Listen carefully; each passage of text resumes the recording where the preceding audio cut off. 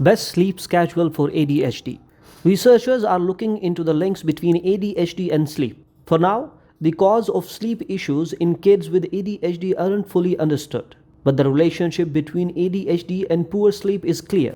Many kids and adolescents with ADHD have trouble falling asleep, staying asleep, or waking up in the morning. When kids with ADHD have trouble with sleep, here's what it might look like: struggling to settle down at night, saying they cannot stop thinking about things when they are trying to get to sleep, having restlessness that disrupts sleep throughout the night.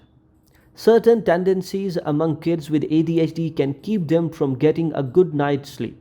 Kids with ADHD can have trouble with self regulation that can keep them from shifting from active mode to wind down mode at the end of the day. Kids with ADHD are more prone to nightmares, bedwetting, and sleep disorders such as restless leg syndrome. Kids with ADHD tend to put off doing homework or other tasks until the last minute. That can create a later, more hectic evening in your home. Tweens and teens with ADHD may report feeling more productive during quiet nighttime hours. They can easily fall into the habit of staying up too late too often. Many kids with ADHD also have anxiety problems. Their anxious feelings can emerge at night when there are fewer activities to distract them. This causes them to have trouble falling asleep or staying asleep. All of these nighttime challenges can create problems during the day. Kids who haven't gotten enough sleep often have trouble getting started in the morning and staying alert all day. And that often leads to irritability and more inattentiveness. It can be a hard cycle to break, but there are things you can do to help stop it or even keep it from starting in the first place. Monitor your child's sleep schedule and routines. If your child often appears tired during the day or has a hard time settling into sleep at night, keep track of patterns of getting to sleep, sleeping, and awakening. Encourage physical activity after school. Kids who don't get enough exercise often have more difficulty getting to sleep at night. Start a bedtime routine. Begin the process early in the evening. Establishing a bedtime routine can take a while, but it's important in creating a healthy sleep cycle. Be consistent. Try to make a bedtime routine that follows the same order every night. For example, bath or shower, pajamas, picking out clothes and packing the backpack for the morning, and then reading before bed. Reduce stimulating activities before bedtime. This is especially true of screen time, which should be limited at night. Set limits on how late your child is allowed to text or use a computer.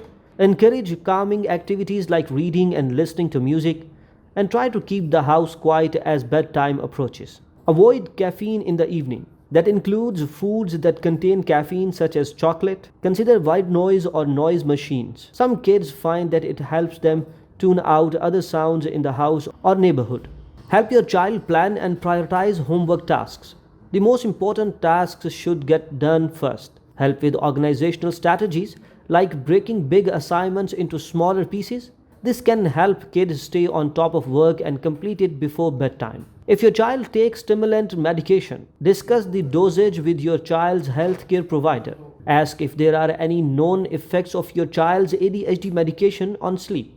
Too much medication late in the day may keep kids awake. The healthcare provider can fine-tune your child's medication. Mention sleep issues to the person evaluating your child. If you're having your child evaluated for ADHD, be sure to discuss your child's sleep habits with the person doing the diagnosis. Also include it in the written ADHD assessment and intervention plan. Deal with chronic anxiety. If your child often struggles to get to sleep or stay asleep, ask if there's something worrying your child.